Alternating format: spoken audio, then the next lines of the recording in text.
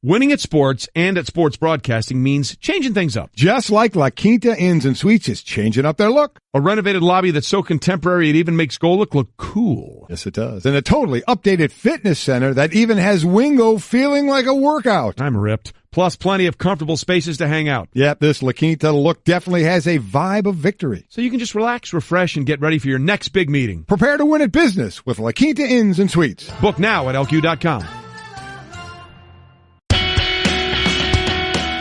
This is the Best of Golic and Wingo podcast. Happy Friday, everybody. Welcome into another edition of Golic and Wingo on ESPN Radio and ESPN News. We are presented by Progressive Insurance. All phone guests will join us on the Shell Pennzoil Performance Line. Don't forget to tweet us at the 1-800-Flowers.com Twitter feed. And if you are so inclined, give us a call at 860-506-5505 and leave us your pithy sports take any way you seem fit, and we will get to it. Maybe. I'm glad you're with us. Mike Golic Jr., Trey Wingo. How are we, boys? Well, we're doing great. We got some good voicemails yesterday of people breaking down their hockey teams. There you go. As the NHL playoffs Let's do that hockey. Talk a little puck. Talk a little puck. A little more puck to talk today. But tons going on. Obviously, the hockey playoffs already started. NBA playoffs getting ready to start. And you had that incredible meeting that I've been part of years ago. Yeah. The vaunted draft meeting, which goes on forever. It was the never-ending story. There's no question about that. We were all gathered yesterday in Baltimore. Myself, Louis Riddick, Mel Kiper Jr., Todd McShay, Susie Kalber, and, of course, Kirk Herbstreit is going to be with us as well. And, of course, this is how you know you have pull at ESPN. You know, Herbie lives elsewhere. I live here. Susie lives up here. Todd lives around here. We all went to Baltimore. All went to Baltimore because? Of Mel Kiper Jr. Uh-huh. Because Mel has and I'm not lying, air quotes, compound on the water in Baltimore. We all had to gravitate toward the big hair of Mel Kiper Jr. Did a home game for Mel. I guess the big question for me, as I asked you on Twitter, was it catered? But was it catered with pumpkin pie? Because anybody that doesn't know, Mel Kiper has a piece of pumpkin pie every single morning. I do imagine that Mel Kiper's kitchen just looks like draft scouting reports littered all over the place, and just open up a fridge and it's just rows of pumpkin pie. There's nothing else but pumpkin pie. He will literally sometimes eat a whole pumpkin pie a day. And nothing wrong with that. A whole pumpkin pie a day. No problem with that at all. So we did not have pumpkin pie. Wow. What we did, they had some sandwiches, which was nice. Then they had some little candy lying around. But the first thing I thought of when they brought in the candy is what you tweeted me yesterday. Were there donuts? There were no donuts. There were no donuts. But it was an extended dance mix version of a meeting, which is always fun. Oh, my gosh. We went through the first round and some of the players, so it's going to be listen, there's a lot to get into the draft, and especially some things that happened yesterday. Oh, boy. With the draft 2 weeks away, it's going to be all part of that. But we're looking forward to that, and there's lots of football to get into as well. But let's get the show started, shall we? It's time for Off the Top. Whether you like it or not, it's just beginning. With Golic and Wingo. And we start off the top in baseball as the Red Sox, well, they're not going to go 161-1 anymore. They may go 160-2 now as they've lost 2 games. Yeah. But they beat the Yankees 6-3 to improve to 10-2 this season. Tied for the best 12-game start in franchise history. Rick Porcello threw 7 scoreless innings, and the Red Sox have an MLB best ERA of just over 2. Yeah, their starters are getting the job done right now, sitting at 10-2 and playing incredible right now. We're going to go over the suspensions, too, from yesterday. You missed the fun yesterday of the base brawl with the Red Sox and the Yankees. But, taking that no-hit bit into the 7th inning for the first time in his career. Started slow last season before going on to lead the majors with 17 losses. This season certainly has been a different pitcher in this, the first series, the first 3 games of 19 under the belts of both the Yankees and the Red Sox, and we only have 2 players suspended and a whole bunch fined. Yeah, no, a hot start to a rivalry that has, 16 more meetings over the course of this season. I think it was 17 going into last night. This is exactly what we could hope for. This, for me, we've talked about all the great storylines for Major League Baseball at the beginning of the season. Reigniting this in a major way is one of them. This was the defining rivalry of my childhood in baseball in the early 2000s when the Red Sox were coming back to championship prominence. So if we can get this as the Yankees start to grow into themselves with a couple of the new additions to the roster this year, job well done. Absolutely. As for the suspensions, again, you mentioned to it. Right. Joe Kelly, the pitcher, was suspended 6 games. Tyler Austin 5 games for their parts in Wednesday's brawl.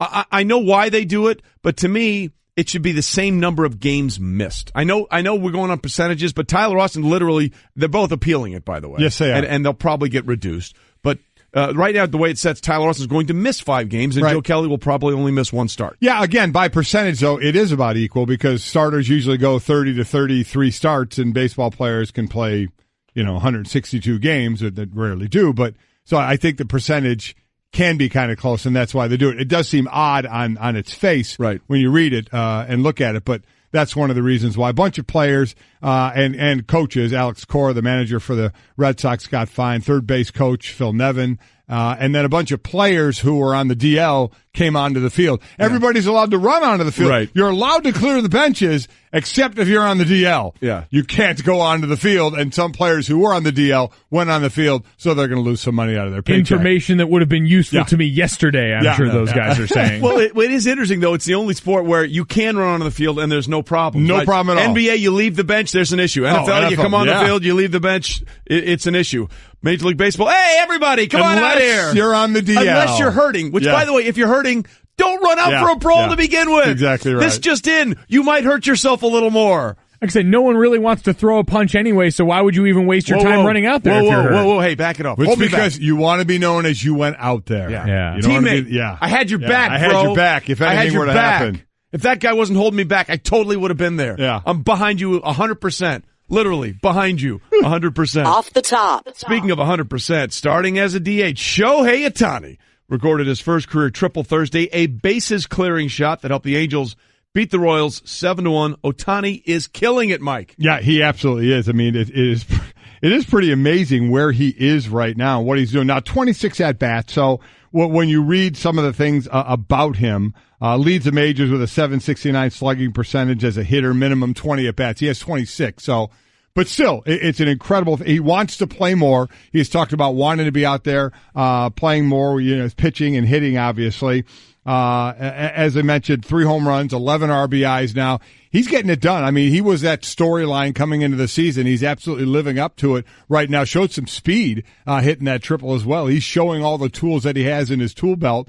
It's been impressive, and I guess the question is going to be is, can he be consistent throughout the season doing this thing? Can he be, and can this staff contain themselves? Because he's chomping at the bit now, like any young kid who's experiencing some early success would. Can this staff properly manage him? Can they have a long-term approach and not get too excited about these early returns? Because we do remember that, oh, by the way, they've also got Mike Trout on this squad as a guy who yesterday hit had 3 hits, I should say, including his 5th home run of the season, tied for the quickest he's reached 5 home runs in a season. So that was what Buster Olney came on the other day and talked about, is with this team is a legitimate force now to be contended with, because in addition to this surprise in their phenom, they've got one of the reigning and perennial MVP caliber players in the league. And every once in a while, Albert Pujols can still do things as well with a bat. But to the interesting thing about the slugging percentage you mentioned, it's also as a pitcher, he ranks 2nd in slugging percentage allowed with multiple starts. So he's literally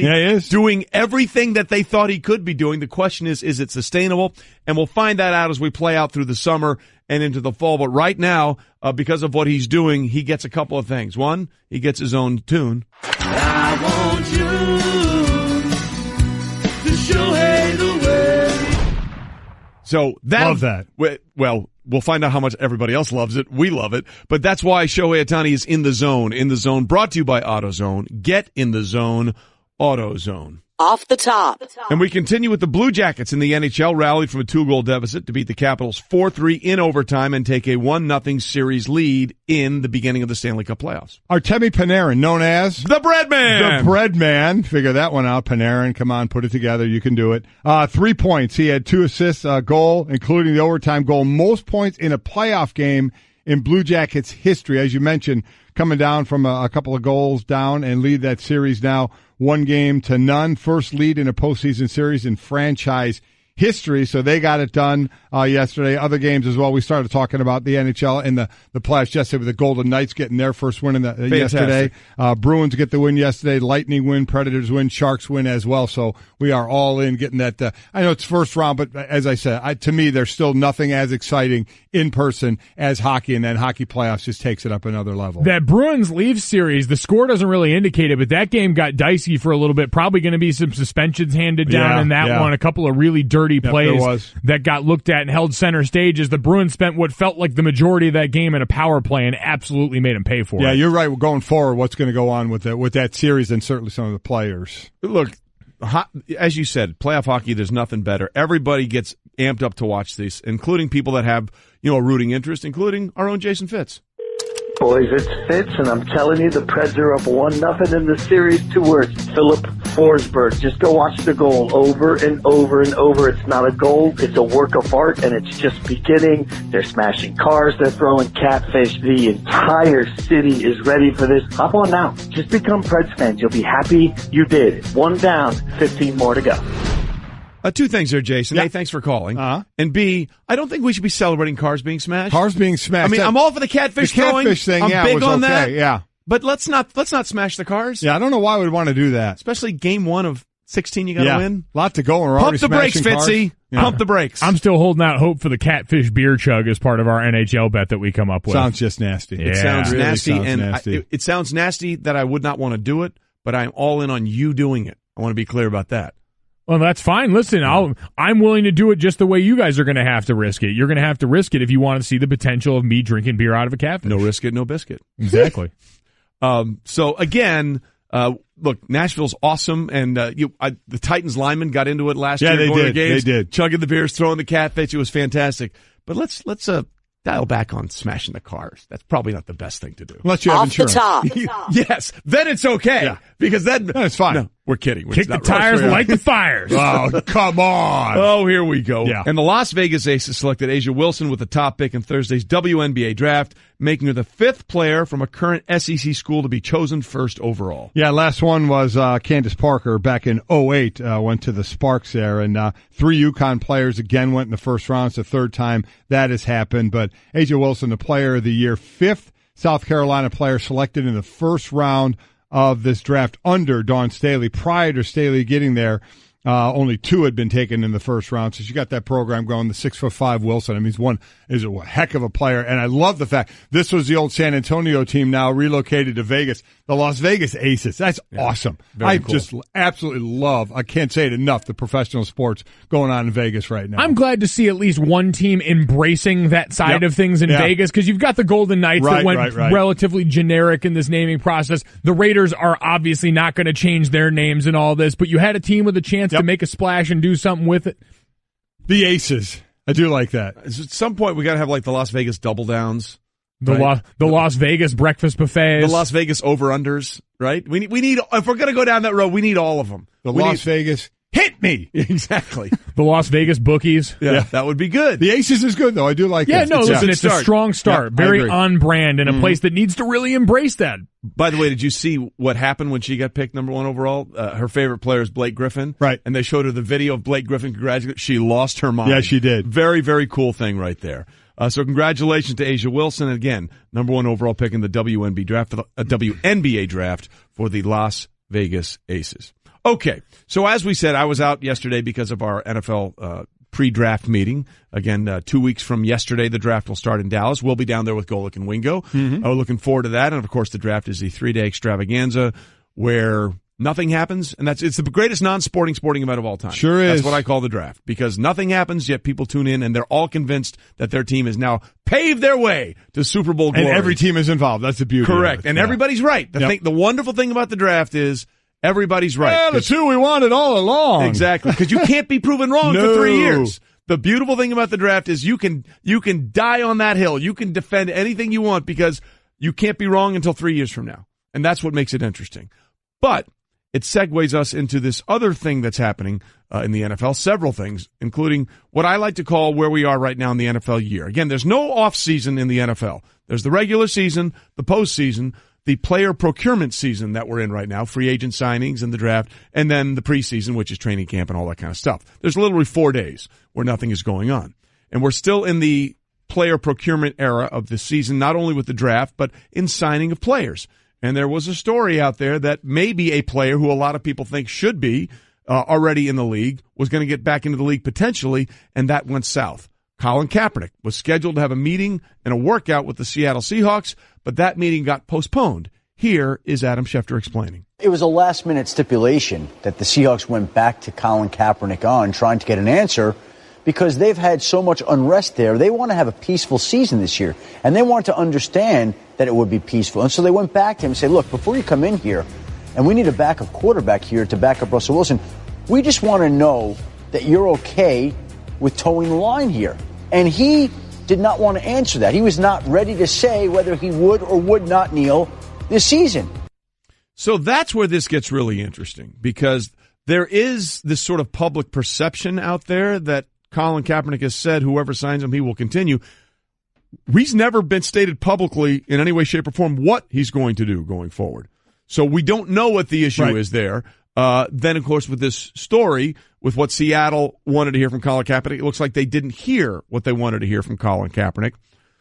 But then it becomes really sort of muddy here, Mike, because it just seems the way the Seahawks went about this seemed to set themselves up for failure one way or the other. Well, it really did. I mean, you wonder why they made this decision. Mike, I heard you talking about it. Why not bring him in, and just work him out and just say, we'll make a decision later? Again, that'll lead to different questions then of, well, we all know, let's all get past, is he good enough to be a quarterback in the NFL with some of the other players that have been signed? He is. We all know that he is. Yeah. So what would have been the talk had they worked him out and then they said, we're going to wait and see what else we get? How many people would have said, well, come on, we know why you're not signing him just yet. Why don't you just say it? Because he's good enough to be a quarterback, and you're sitting there and you're going to wait now? We know what the real reason is, right? I mean, if I get it, that if they were to just, because that was the thought, right? Just work them out and just say you'll make the decision later. But don't you think that would have led to questions of, wait a minute, there's no doubt this guy's good enough to be a quarterback. We all know the reason they're not signing him right now. There is, but we also know that workouts happen all the time, and we saw in a different setting with Robert Griffin III where they brought him in to throw for receivers in a workout that wasn't necessarily one for him that they thought was going to lead to anything, but ended up down the road where they said, all right, you know what, let's revisit some of the talks that we had before. They like to check in and see how guys are doing. You can excuse it away in a number of different ways that in my mind at least lessen the blow than something as stark as, now, you know what, we're going to put this on hold right now. And then know and understand that we know that this report didn't come from the Seahawks side, that they broke this off because he didn't agree to kneel or didn't agree to give them a plan, whatever you're talking about in this. So you know that someone else is going to take control of this situation if you leave it this ambiguous. That to me doesn't make sense with an organization that's used to dealing with these kinds of issues. Well, that's where this really gets into another level of conversation, because you could make a very, very convincing argument that over the last 5 years, no football organization has been more proactive and progressive in allowing their players to do what they want and say what they want than the Seattle Seahawks. Right. And look at what has happened this offseason. One of the most outspoken, Richard Sherman, see you later. Michael Bennett, see you later. It is almost as if they have decided, like Pete Carroll has said, you know what? We need a complete reset here. Right. Because the idea that the Seahawks, of all teams, would be the ones to say, hey, let's pump the brakes on Colin Kaepernick based on what he may or may not do, that's a complete 180 from where this franchise has been. And Pete Carroll used to say, hey, we want our guys to be who they are and express themselves. That is clearly not the case anymore. Well, it's certainly not the case. Yeah, not the case here. And let's get down to what this really means. Forget what Colin Kaepernick was kneeling for. Everybody has their opinion about it, whether you like it, whether you don't like it, whether you think it should happen during a game or not. We've been down that road ad nauseum. Let's get down to what this is. And also, remember, Colin Kaepernick is suing the league about collusion, correct? Yes. So if you think that's going on. This may help his case, by the way. Well, it may. We'll see. But the bottom line is this. These are individually, independently, privately owned teams. Correct. And as I was reading a lot of Twitter on this, again, on both sides of it, and one I read that was very, very black and white. Every team, every player, or Colin has every right to do what he did, but the owners have every right not to sign him. And this is true. We said this a bunch. Freedom of speech only protects you from the law. It doesn't protect you from consequences or the decisions of people who own private companies. It just doesn't. If you don't like the rule, the Yankees forever have the rule no facial hair, right? I mean, it pales in compared to this, but it's, you know what I'm saying. You can make the rules if you own the team. If you don't like the rules, okay, that's fine. You can rip the team. You can find a way to not like that team or that person. Let's be honest. It's the owner doing this, right? The owners are making the decisions here on what they want to do. They have a right to decide if they want somebody on their team or not. And if they didn't hear what they wanted to hear from Colin Kaepernick, and again, you can completely disagree with it and destroy it, but it doesn't matter what I think, doesn't matter what you think, Mike, doesn't matter what you think, Trey, or anybody else out there thinks. It only matters what the owner of that team thinks. And then if you don't like what the owner of that team did, you can, if you have any effect on that team, if you're a fan, if you're by memorabilia or anything like that, you can have your own effect on that team if you don't like what they did. Well, that's where I disagree then, that it doesn't matter what you or I think. It absolutely matters what everyone thinks, because that's what these owners are reacting to. Now, some of them hold beliefs of their own that they're unwilling to compromise, because I think the one thing that we've seen through all of this is, and I get so over all the rights talk, because it's a way to excuse away everyone's personal morality in a way that absolves them from having to really be involved in this conversation, especially on the ownership side. Well, it's my right to make the decision about my business.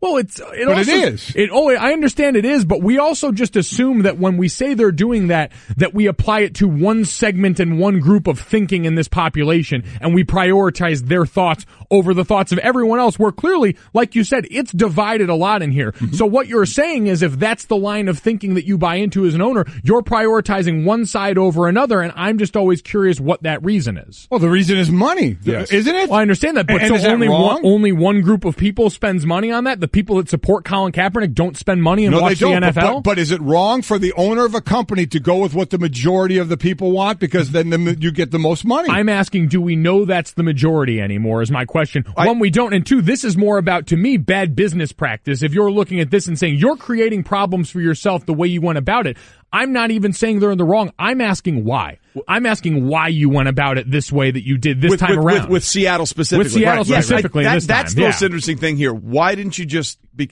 Well, I think they know, because if they work him out, they're going to say, wow, he's good enough to play in this league. And then we have to make that decision. Now we have to make... If we don't sign him, everybody's going to question us on why we didn't sign him. And this is a way out of it. But your point is very interesting.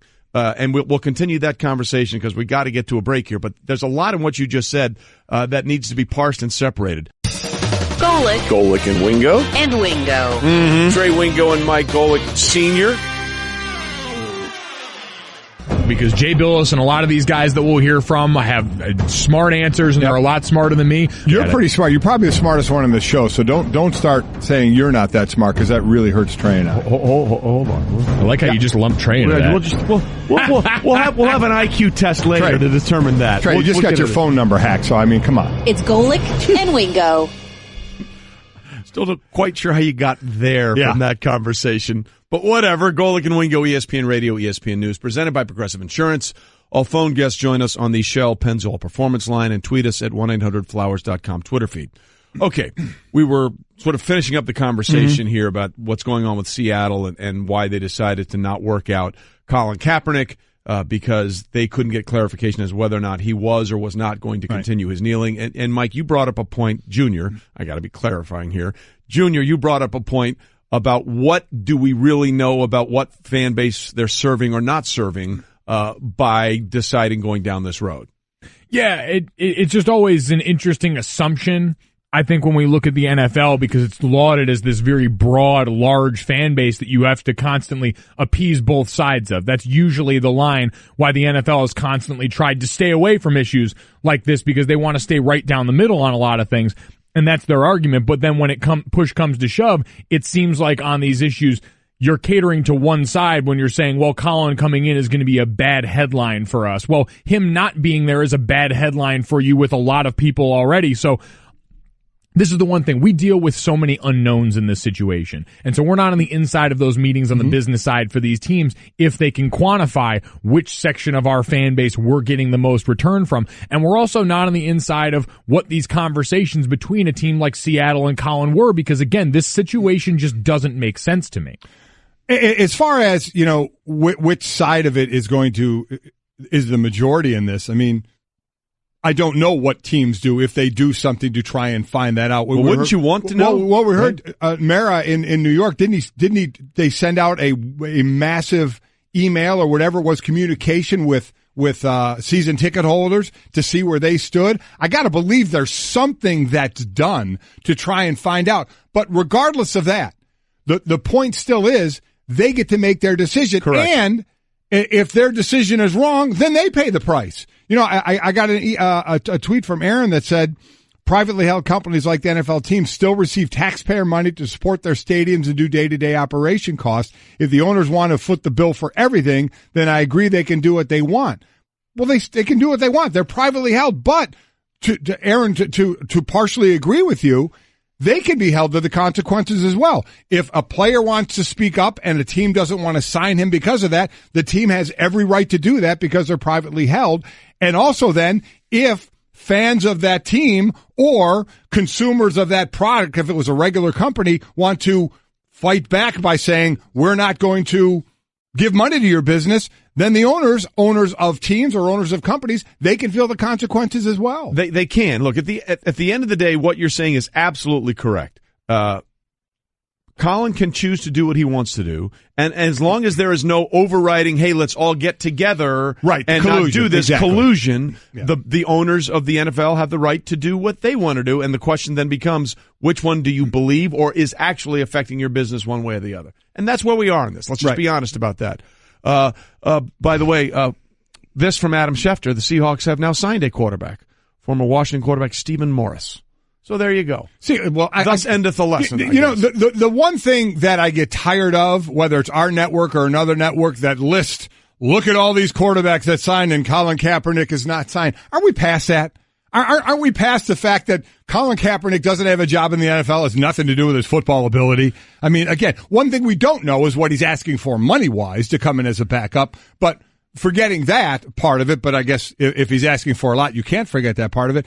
The listing of quarterbacks that we've never heard of before, well, how are they in the league? And Colin's not. Come on, we know. We're past that now, aren't we? Yeah, I think a lot of that is just leftover rawness from the fact that for so long one side tried to sell us on the idea that Colin was over the hill and that all these different things about him as a player. So all that stuff still holds up. For me, this is just as simple as why and how they went about this this operation. I guess that's what I still can't understand, because that indicates motivation on both sides. You know, at this point, what motivates Colin as a person? He's got so much going. He's been a figurehead for this movement. He is the guy that spearheaded and led to everything else that's come. But it's a movement that we've also seen fracture. We've seen Malcolm Jenkins, some of the guys in the Players Coalition, and Eric Reed, some of the guys closest to Colin Kaepernick, have disagreements in the way to go about this going forward. So what motivates Colin now? What motivates Eric Reed, who's also looking for a job? That's the stuff that we don't know going on behind the scenes here, as well as why the Seahawks would go about this the way they did, knowing the attention it would bring. I guess my point on that would be, and I get the attention part of it, but the only difference between them and all the other teams is now publicly we know they're not bringing him in because he didn't say he would stand up, right? We already know that with other teams because the other teams haven't even tried to bring him in. Nobody's tried, and we know the reason why. Yeah, we just know that Seattle now made it kind of public. That's really the only difference, correct? Well, the difference is they didn't get clarification on what he was going to do. We don't know whether he said, according to Adam, whether he was going to stand or kneel. We don't know that. The only thing is, we know whatever they asked him, they didn't get the answer they were hopefully looking for. I guess that's the only way to say it. And they may not have put it out there publicly, but Adam Schefter put it out there publicly. Right. Oh, I'm sure Seattle wasn't the one. I was going to say, again, you think about who this benefits for the news to be out there, and it hasn't been Seattle. No, it is not. No, so again, they've signed quarterback Stephen Morris per a source, that according to Adam Schefter, and I'll be honest, I have to look up and find out who Stephen Morris is. Yeah. And that leads us to another discussion, because something happened yesterday that is going to have big ramifications on what happens 2 weeks from now, which is the start of the NFL draft, which would have been Thursday. It'll be Thursday night 2 weeks ago from yesterday. And on yesterday, San Francisco 49ers linebacker Reuben Foster was charged with 3 felonies, including domestic violence, in a connection with his February arrest. That according to the Santa Clara District Attorney's Office announcing. He's facing up to 11 years in prison for all of these charges. The officials say Foster, now 24, quote, physically attacked his live-in girlfriend, leaving her, quote, bruised with a ruptured eardrum, end quote. Officials said Foster dragged her by her hair, physically threw her out of the house, and punched her in the head 8 to 10 times. The 49ers issued a statement saying they were aware of the charges. We will continue to follow this serious matter. Reuben is aware that his place in our organization is under great scrutiny and will depend on what is learned through the legal process. So there's a couple of things to get into here. Let's just be honest about this, and it's never been changed, and it's never going to change in the NFL. The better they think you are as a player, the more leeway they're going to give you. That's never going to change. Nope. That is always going to be the case. It's a sliding scale of justice. We're not saying it's right. We're not saying it's wrong. We're saying it is. But it is somewhat incredulous to look at what's going on with Colin Kaepernick and what he may or may not be doing, and then have a player like Reuben Foster who is facing some serious charges, and right now he is still on the San Francisco 49ers roster. Yeah, he can't be on the commissioner's exempt list, Correct. which would mean they could take him off of the field until the league's investigation is done.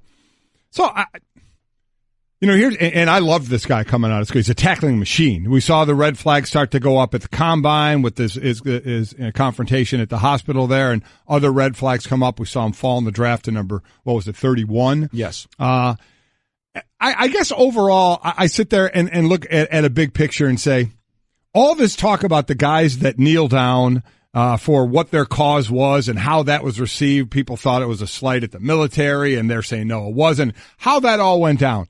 And you have, if half of this stuff is true, dude dragging a girl out, hitting her in the head 8 to 10 times. Rupturing her eardrum. I mean, why the hell is that person in the league? I mean, seriously, that person's playing. Yet we got people trying to get money and help others and talk about causes, and they're ostracized from the league. And again, you can have your opinion on either side, but this is kind of right there in your face, isn't it? I mean, now, again, we're going to wait for the investigation, but if this is true, and I know the league has a policy right now, and they're going to have to live by the policy, 6 games for the domestic violence, could be more, but could be less as well, and we've seen a lot of less at times. And the only one that stayed on was Zeke Elliott stayed at 6. But you think about it. If this is true, why the hell should this guy play football anymore? This is where an owner should say, hey, Reuben Foster's available. Oh, wait, that's the guy that dragged that girl out of the house, threw her, and hit her in the head 8 to 10 times? Yeah, we're going to pass on that. Oh, but he's a great player. Oh, he is? Well, maybe we should sign him then. I mean, this is where it blows my mind of what you see out of somebody and willing to look the other way because of how good a player is. That's the frustration with all of the Kaepernick people, regardless of what context that conversation comes up with. As far as the 49ers, they've got to nail this because you're a franchise that's getting ready to enter your window and has to make a statement about who you're going to be. And I understand that there are rules and the PA's got to abide by this. They do. This is one area where you'd like to see some cooperation between all the parties involved, team, PA, and league, where you say, all right, we understand we got to go through a process. We can't put him on the exempt list, but we can't have this guy around the building right now. Can't do it. This is nothing but negative attention in a time of year where if you're that team, you don't want it distracting from what's going on. And if you're the league, you understand the importance of getting these situations right in a way that you have refused to and been incapable of for so long. Well, look, there's 2 things at play here. Number one, I'm really curious to see where the line in the sand is for Kyle Shanahan, the head coach, and John Lynch, the general manager, with Reuben Foster. Because they knew when they drafted him, as Mike, you alluded to, he's a hell of a player, but he came with a hell of a lot of baggage. And there were some concerns. What did Nick Saban say about Reuben Foster when he was going through the pre-draft process and he had that run-in with an aid worker at the hospital where you go through the medical checks at the combine? Hey, he's never going to be a candy striper. That's not who he is. But if you want a hell of a football player, you're getting there in Reuben Foster. So the baggage was all there.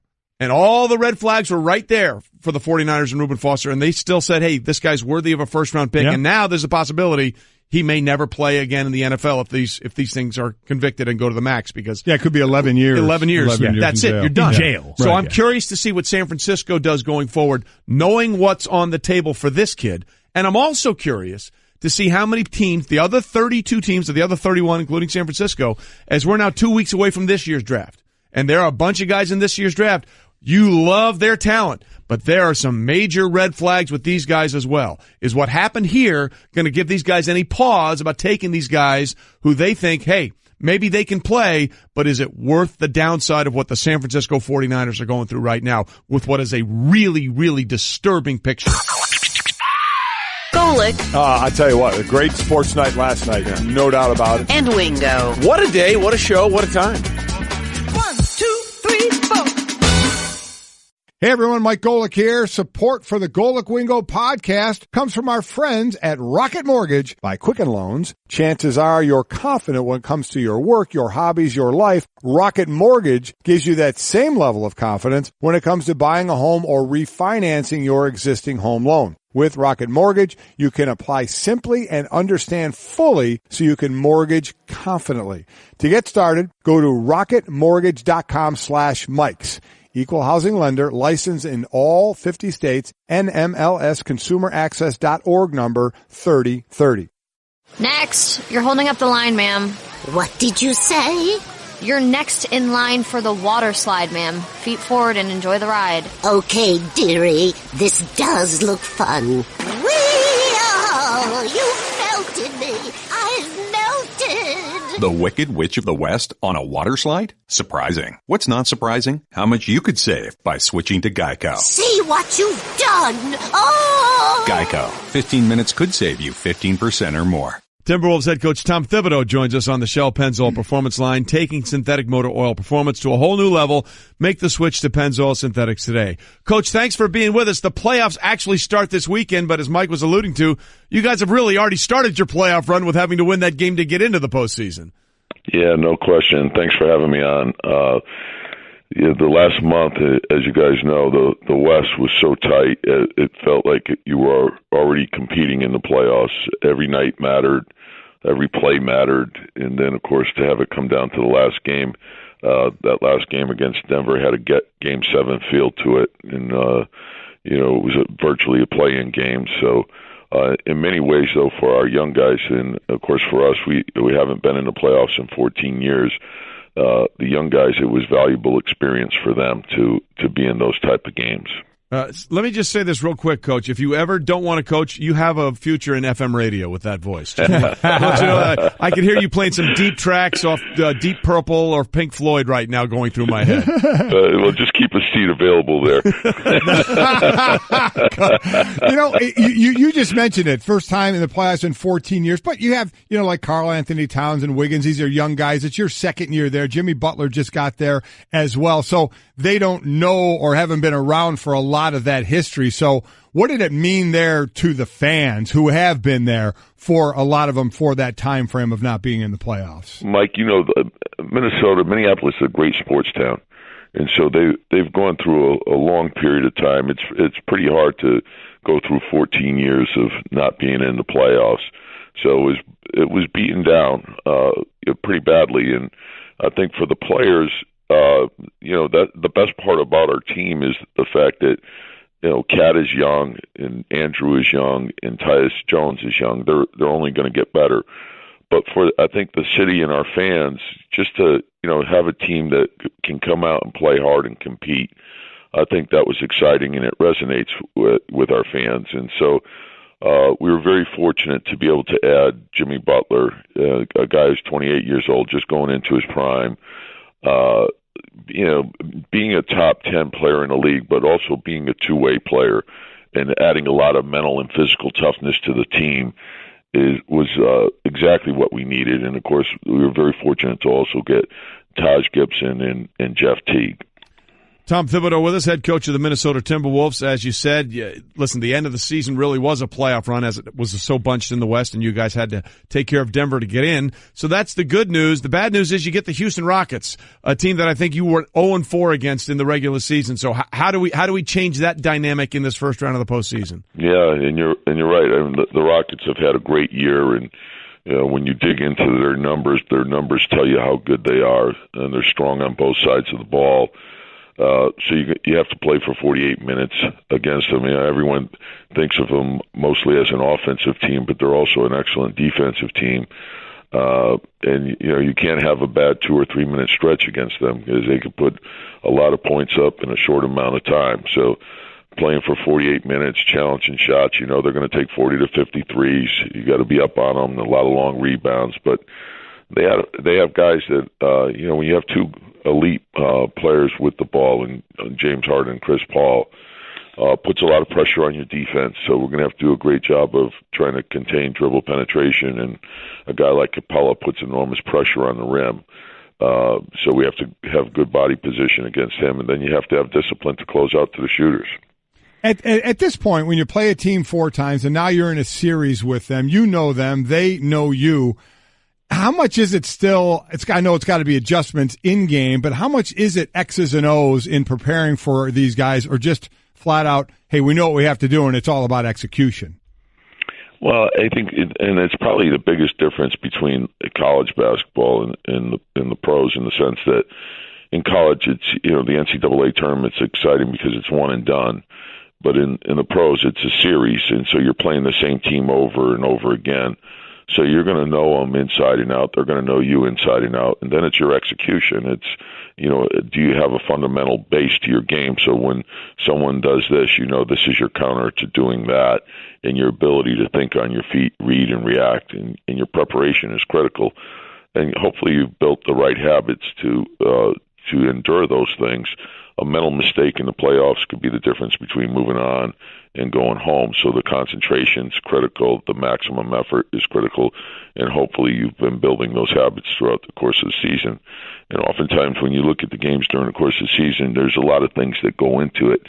Where you are in your schedule when you're playing them. You may be on a back-to-back or a 5 and 7. They might have 3 days off. They may have someone out. You may have someone out. So I think you have to look into all that and then see how you match up now and how you're currently playing. Thom Thibodeau with us, head coach of the Minnesota Timberwolves. To your point about what a great sports town Minneapolis is, we were there obviously for the Super Bowl. Right. It was great. And how everything's connected and all downtown really makes it a lot of fun with all the arenas and the stadiums there.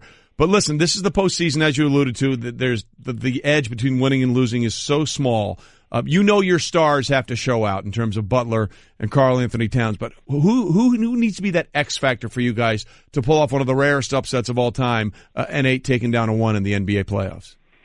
Yeah, I think you have to play well as a team, and you're right. I think, teams are going to gear up for those guys, and you can throw Andrew Wiggins in there as well. Yep.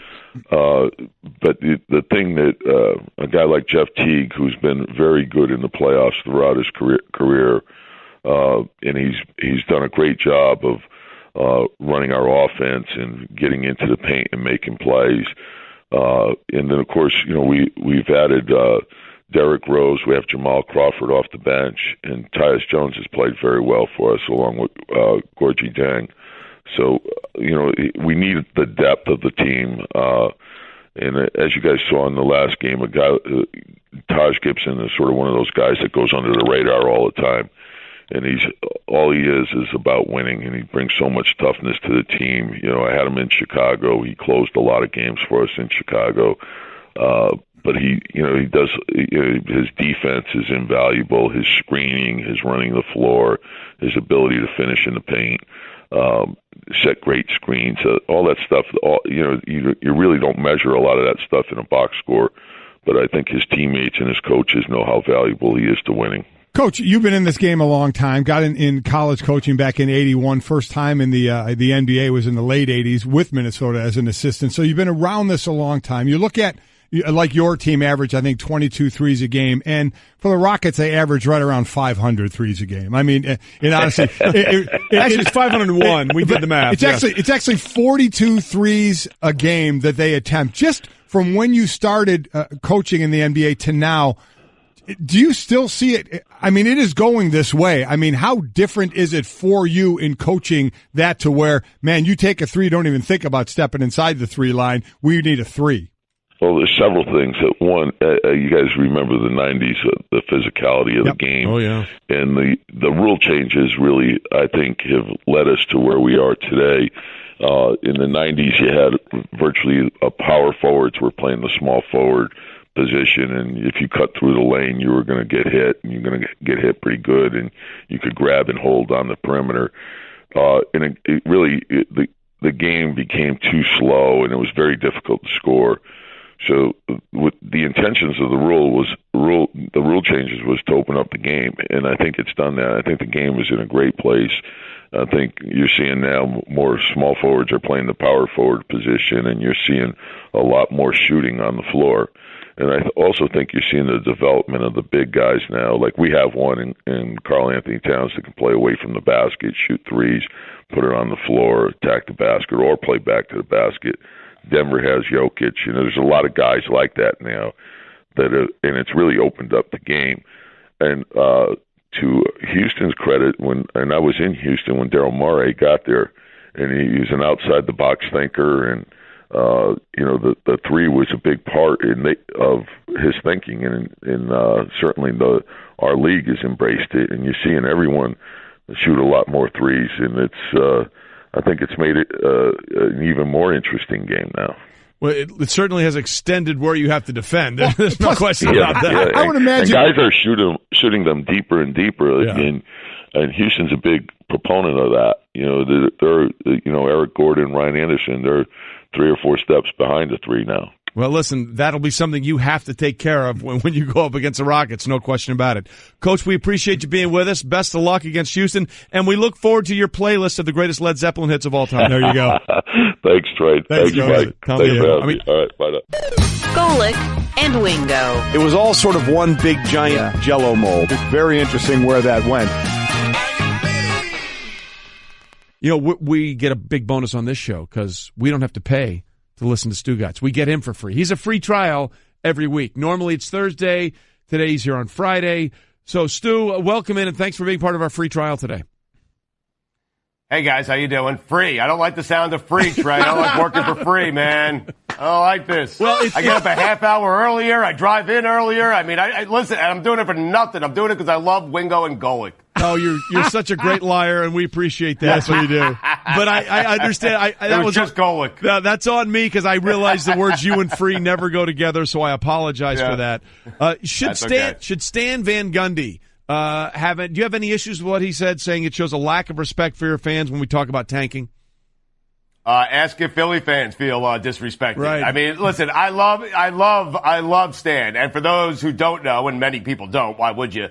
Stan, between his Magic job and the job he took with the Pistons, Stan did a weekly show with us. And Stan is just a grumpy guy. He is, especially after a season in which he didn't make the playoffs. And we love Stan, but no, it's not disrespectful for your fans. So the right way to do it is the way Philadelphia did it, which is by saying, hey, we're tanking. Like if you announce to your fans, we're going to tank for a few years, trust the process. Is that the right way to do it? I don't care how you do it. The fact of the matter is, guys, you are rewarded for being really, really bad in every sport. And in every sport. And the reward you get, the pot of gold at the end of the rainbow, is you get an overall number 1 pick or a number 2 pick or a lottery pick. And you're incentivized to lose. And until they take that out of the game, that's just the way it is. So I never blame teams who are tanking. Whether they tell you or not, it doesn't matter. Tanking is smart because it gets you a big prize at the end of the season. Is that something that you see? I mean, you really don't see it. It's tougher to do in the NFL, but I know when there are teams like you've talked about it with the Jets, if you see the season's not going anywhere,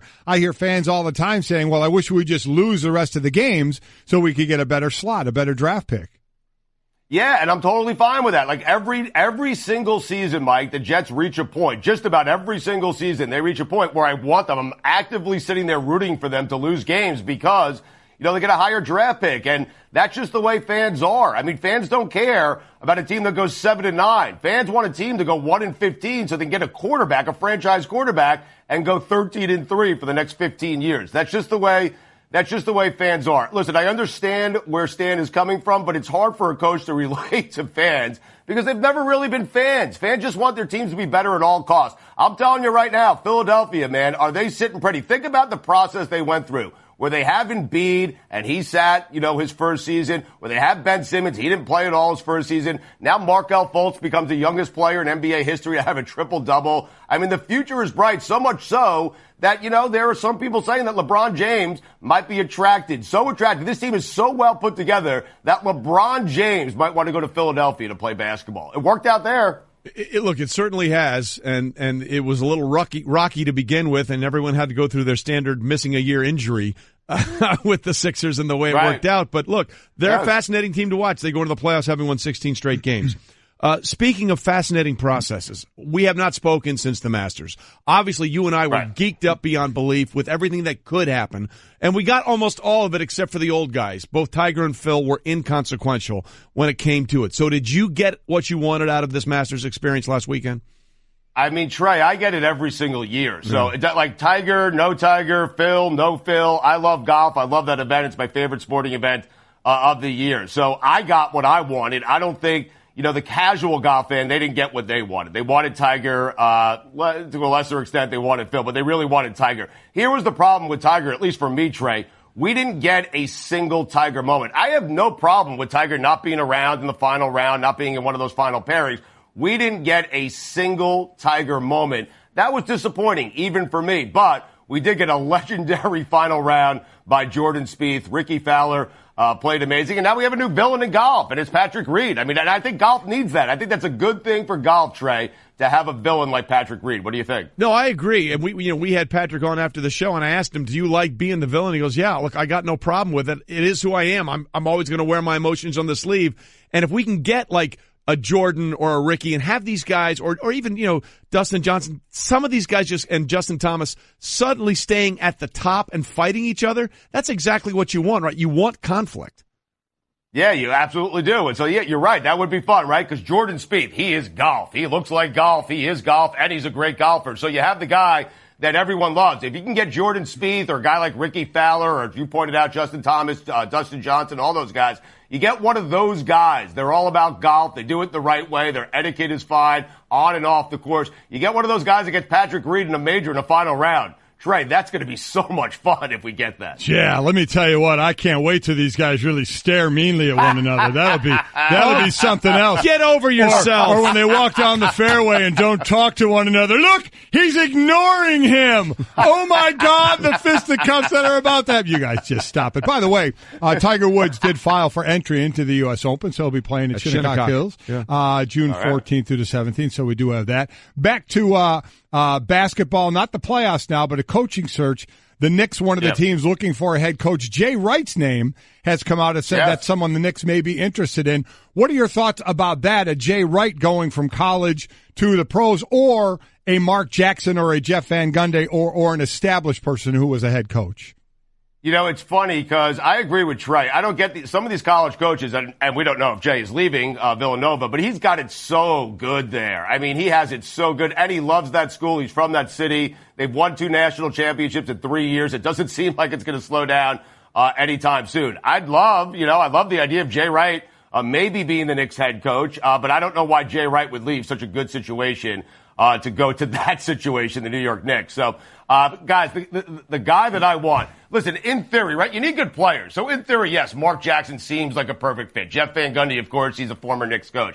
Mark Jackson played his college basketball at St. John's. He's from New York. It seems like a perfect fit. Neither of those guys are the guys that I want. I want David Fizdale. And listen, he was down here in Miami. He was an assistant coach under Eric Spoelstra. As Woj pointed out earlier on your show, Spoelstra's a Hall of Fame coach who was taught by another Hall of Fame coach in Pat Riley. There's a culture down here. It's one of the most respected teams, organizations in all of sports. It really is. And they've done a lot of winning. And David Fizdale has spent most of his career learning under Eric Spoelstra and Pat Riley. And he's a guy that's going to make his players accountable. They're going to work hard. They're going to get better. And that's the guy I'd like as the next Knicks head coach. Yeah, he kind of got a raw deal in how he left the Grizzlies. He absolutely did, Trey. You're right. No, he got a team that wasn't very good to the playoffs in the first season, then they just got rid of him. They chose Marc Gasol over David Fizdale, which didn't sit well with a lot of the players on that team. But I'm telling you, man, he was down here for a while. He's a really good guy. He's animated. He has his players' backs. He's a great coach. And again, he's learned under 2 Hall of Famers. He's the guy I'd like to get the Knicks to go get. Plus, he gave us one of the great drops of all time. Take that for data. That alone should get him another head coaching job. All right, so let's talk about a team that probably isn't respected in the same way as some of these other teams you're talking about, and that would be the Marlins as they go through repoint 8.4. Oh, boy. You have Giancarlo Stanton, who has struggled and look, it's all or nothing with Giancarlo Stanton. Either hits home runs or he strikes out 4,000 times. Obviously, the Yankee fans have been less than enthused with the number of strikeouts, and now people are trying to say, here's what you should do, and here's what you shouldn't do when it comes to booing. I get it. This is not something you're in favor of. It's not, Trey. I'd be interested because I know you're a Yankee fan. I'd be interested in your opinion. I am so tired of the media who goes to games for free, okay? And they sit around and they eat the free food and they get the free seats and they're watching the game and they don't really care about the team the way the fans care about the team. I'm so tired of media members telling fans, as long as fans aren't crossing the line, and booing is certainly not crossing the line, I am so tired of media members telling fans how to act because Yankee fans are getting crushed right now at the mere fact that they have booed Giancarlo Stanton a couple of times. He's had 2 5-strikeout games. Do me a favor. Don't tell me as a fan, if you're a media member, how to act when it comes to my favorite team. That's how fans are. One at bat, Giancarlo Stanton is the favorite player on the team. We'll get a standing ovation. And the next at bat, if he strikes out in a big spot, we're going to boo him. It's bat to bat. It's day to day. That's the way fans are. Media members who have a problem with it, I do not care, and stop telling us how to act. Well, look, that's a great point because let's be honest. If he has 40 home runs and hits 280 and has close to 100 RBIs, they won't boo him every time he strikes out. But right now, it's too much of this and not enough of that. Right. He's not giving you enough on the other end. Like, he's just striking out right now. But I promise you, having Giancarlo Stanton down here in a Marlins jersey for as long as we did, I'm telling you, there's a 15 to 20 home run month coming, and Yankee fans are going to love it. And I don't care that they booed him, and I'm not going to get on him when they cheer him when he has that great stretch. That's just the way fans are, man. Listen, sometimes, I love the Jets. The next day, it's like drive to drive with the New York Jets. I'll hate the Jets on one drive, and the next drive I'll love them. And that's just the way fans are. Listen, I could not agree more. Fans have every right to boo whenever they want. Just don't cross the line. Yes. And as you said, booing is not crossing the line. You want to boo, go ahead and boo. All right, NBA playoffs are going to start. Do you think we're going to get the 4th year in a row matchup, Golden State, Cleveland? If not, which of those teams won't be there? I think that's exactly what we're getting, Mike. Mike, what do you think here? Are you wavering at all? Nope. LeBron James, what do you think is going? No? Nope, not at all. You don't think they're getting to the NBA? No NBA Finals for LeBron this year. No, they are getting. They're getting there. Oh, okay, you got it. Oh, okay, yeah, good. they and Golden State. I have them there going 4 years in a row. Because I said earlier this week, I'm giving all media members who are saying, because they did it last year, remember this, Mike? They did it last year. They're not playing well defensively. They're not going to make it to the NBA Finals. I'm giving all members of the media, COB today, whoever chose any other team in the East to make it to the NBA Finals, you have till close of business today to change that pick. Because I am keeping notes, and I'm telling you, I'm going to get on you for picking another team outside of the Cavaliers. So you have close of business today to change that pick. Yes, the Cavs and the Warriors will play in the NBA Finals. We're in agreement. And across all media platforms, people are cowering at the COB challenge. Listen, I'm telling you, Trey, I have a list. It's weird. I have a list. It's in this bag that I bring in every day to work. I know who hasn't picked the Cavs, and I'm telling them they have till the end of today to change that pick, or I am going to start crushing them once the Cavs, one by one, going to start crushing them as the Cavs make it to the NBA Finals. I love this. How about that? I love this. I love this. This is great. I'm with you. I don't think I've ever seen a team reboot themselves 4 times in one season. And that's the thing that I find most fascinating about Cleveland going forward. All right, Stu, always good to talk to you, and hopefully the U.S. Open will give us a little more of what we didn't have at the Masters. I hope so, Trey. Trey, you see behind me? See what it is? Yeah. See? Behind me, Trey. Stu, hold on. Today's a big day. 70 degrees here. 70. Oh, really? Yes. Really? Yes. So what do you have, like a 10:08 tea time? What's the deal? Peg goes in the ground pretty quick today. Let's just put it that way. All right, Stu, we'll talk to you next week. I want me, you, and Golic to play golf one day. And I just want me and Golic in my golf cart with the music blaring, drinking beers. I want to see how Wingo handles that. Done. Mike. Oh, listen, I play with the speaker on the cart, so we're good. Oh, I've got the portable speaker with the cart, so we are good there. We are good. All right, we'll get down here, and maybe what we should really see is have the other members at my course handle this. There you go. Hashtag bonding show meeting. We'll get the company to pay for it. Like that. Piece of cake. Done. All right, Sue. It's all in unison. Trey, I am so proud of you. You're expensing the trip. I am so proud. Come on, we'll get it. Excellent job. It's important. It's important to hash out strategies. It's a leadership conference. Yes. That's what good Stu all the time. It's a leadership conference for us. Hashtag air quotes. All right, Stu, we'll talk to you later. All right, Trey. Stugotz is strong in you. Thanks, guys. Thanks, brother. I love the fact he's making a list is like the dude from Billy Madison. Golic and Wingo. Let's not expect too much. There's only one person out there that's expecting way too much out of this guy too early. We know who that is. It's his father.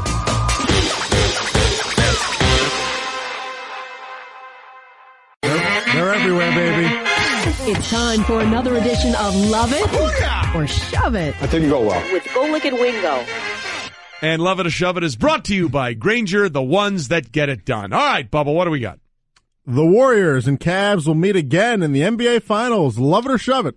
I love it. Last year was the first time NBA history 2 teams met for 3 straight. I think it's going to be 4 straight. I still think both teams come out. I do like the fact that there's big time question marks for both teams this time around instead of what we have seen, especially last year on the runs that these teams have made to the final. So I'm happy for that, but I think at the end of the day, they'll both be there, so I love it. I think I'm going to shove it. And I think I'm going to shove it specifically in the West.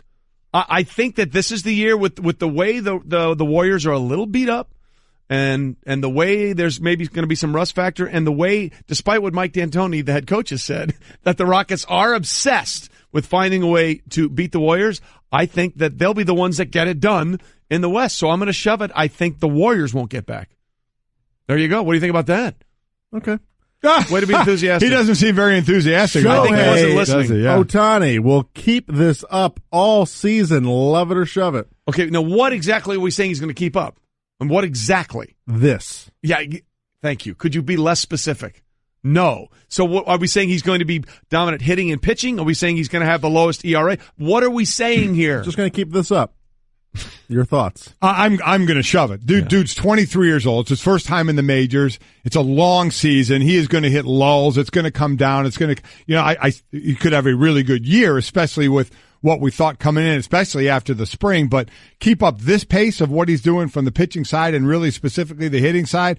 I think it will be tough to keep up. Doesn't mean he's going to have a bad season, but to keep up where he is right now, I'm going to shove that and say it will even off a bit. I'm going to shove it. So hard. I'm going to shove it because I don't know what this is. Like, Mike, let me ask you a question. Mike, let me ask you a question. Yeah. If I said, are you for this or against this? Wouldn't you want to know what this is? But I know Shohei Ohtani in the 13 games I have seen. Brett, help me out what here. he has done. Yeah. So what he has Brett, done, how easy is this will question? he keep this up? This is an easy question. It really is an easy question. You just say, shove it. He's not going to keep doing No, what he's doing. that's my point. But this could you be a little less specific? This is his body of work. Yeah. I'm shoving it all the way. That's fair. You're allowed to shove it. It's like pulling teeth sometime, isn't it? Just be specific with your This! question. Are you for this or against this? What is this? I need to know. I can look at Shohei's stats and say, can he keep this up? It's actually pretty easy. Spraying air at me. Go ahead. Wow. Donovan Mitchell should win Rookie of the Year. Love it or shove it. Obviously averaged more points than Ben Simmons did, and certainly averaged 22 points in their 29-6 run to close the season out. Man, Ben Simmons has that 6'9", 6'10", it for handling the ball and what he's done. We know what this is with Ben. Yeah, we really do, but would you say overall what Donovan Mitchell has done to help get this team? I mean, that you had Joel Embiid, obviously. Now you had Gobert, who could be the defensive player of the year out there as well. I might lean toward Mitchell in this one, so I may love this one, even though I think Ben's going to win it. I think Ben will too, and I'm going to love it, and it has nothing to do with the technicality of whether you're an actual rookie or a guy playing in his first year. Exactly. Forget that. Yeah. Our great, good friend, Brett the researcher, threw me one of the greatest stats of all time. Donovan Mitchell leads his team in scoring. As a rookie, for a team that has leading your team in scoring that has at least 45 wins in a season, right? He would be the 5th player or the 4th player. I think the other 4, the 5th, right? Because the other 4, these are the other 4 that have pulled that off. Larry Bird, right? Wilt Chamberlain, right? Kareem Abdul-Jabbar, and who's the other one I'm missing? There's one other one. I'm not looking at it. I don't know. Okay. But that's it. So if that's the list. It's a small list. That's as good as it gets. Yeah. So for him to do that on this team, again, they were under 500 and finished on a 29-6 run. So I would say love it. Absolutely. He would be my Rookie of the Year. All right. Another award. LeBron James should win MVP. Love it or shove it. Wow. I mean, just the fact that what he has done 15 years in at 33 years old is ridiculous. The changing of the lineup after the trade deadline, the injuries you go through, and he has been the constant. First time he has ever played 82 games. He is the best player on the planet, but it's hard for me not to give it to James Harden leading the league in scoring and what he has done. Now, I know they are shooting threes all over the place. There's part of me that does think that LeBron will win, but I do, or should win, but I think he's caught in the Michael Jordan thing of he's Correct. The best player, but he's not going to win the MVP. Correct. So would I give it to LeBron James? Yes, I would. I would love that, but I don't think he's going to win it. I think Harden is going to win it. So you're going to shove it? Yes. All right. I'm going to shove it as well for those exact same reasons. Remember when Charles Barkley or Karl Malone, I can't remember which one, won the MVP award? He said, I'd like to thank Michael Jordan for having a pseudo-off year so I could win this award. Michael Jordan should have won the MVP every year he played. LeBron James should probably win the award every year he plays. He's not going to get it this year. James Harden is going to get it. So for that reason, I'm going to shove it.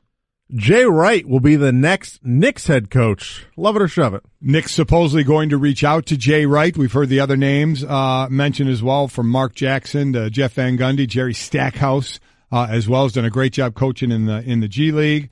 Jay Wright, this seems to be the time, right? I mean, he's a hot name right now. He's been at Villanova a long time, 2 titles in the last 3 years. Now, it all depends. I have no idea what his thought is about, going to, away from Villanova, away from the Philadelphia, and going to New York. I have no clue. But this is about the hottest time that can be for him, correct? Yes. I mean, unless he goes off and pulls it off again next year. But I don't think he's going to go. I don't think he'll be the next coach of the Knicks. I'm going to shove it. I think he stays at Villanova. I'm going to shove it as well, and we could be totally wrong. Look, we've seen Rick Pitino leave for the NBA. We've seen Billy Donovan leave Florida and then go back to Florida and then go back into the NBA. We saw John Calipari do that. I get the sense that Jay Wright is very comfortable in his own skin, and he's very comfortable in his surroundings. And Villanova, if they're smart, about to make him a lot more comfortable, if you know what I mean. Little upgrade in the pay position. So I'm going to what's the win for him outside of cash to going to New York? Because they're not any closer to being the only thing is that pride factor of saying, I'm going to try and show I can be successful at the top level of basketball. Can you be successful as the next head coach? No, with the way things have gone right difficult. There and the way it is in the East. So I think Jay's a pragmatist, and I think he knows that he's probably got a lot of leverage right now. So I think I'm going to shove it. I think he's going to stay at Villanova. All right, to football, Colin Kaepernick will never work out for another NFL team. Love it or shove it. Last pass was January 1st, 2017. You're not even saying sign it with another team. You're saying not even work out with another team.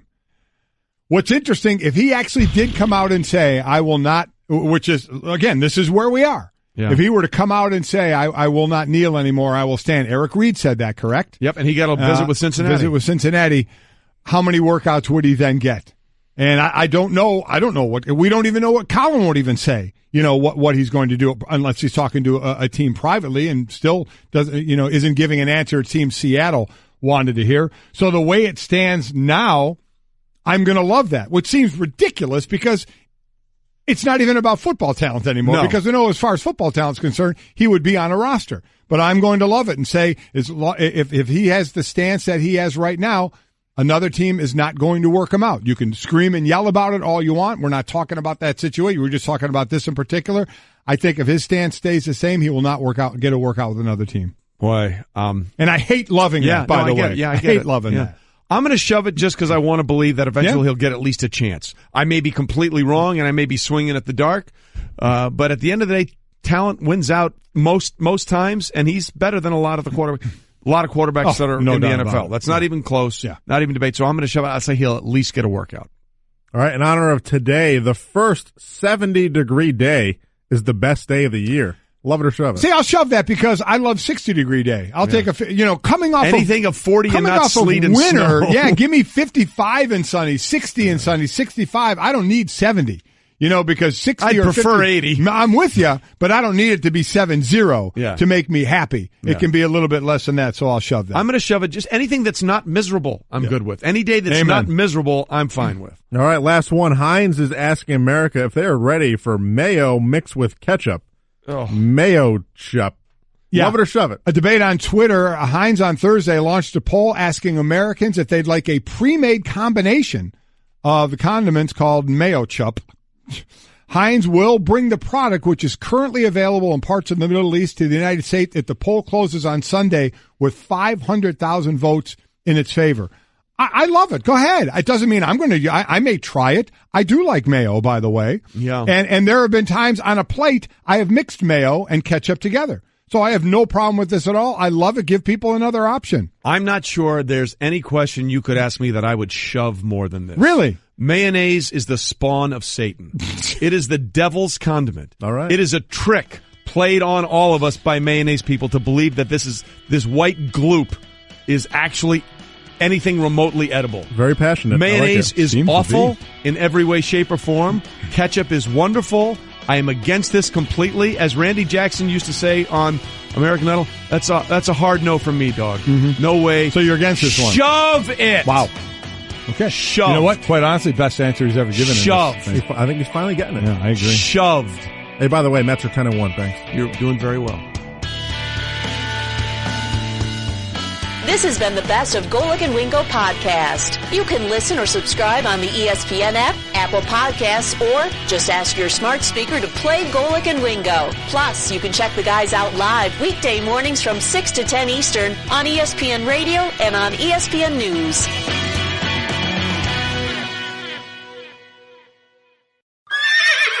I'm a one-trick pony, literally. I show up at kids' parties and act cute. That's pretty much it. So excuse me for being bitter. When Geico says not only could we save you money on car insurance, but we do more. Like give you 24/7 access online, over the phone, or even via our award-winning mobile app. Well, ooh la la, aren't they multi-talented? Hey, I said organic carrots. Geico. Expect great savings in a whole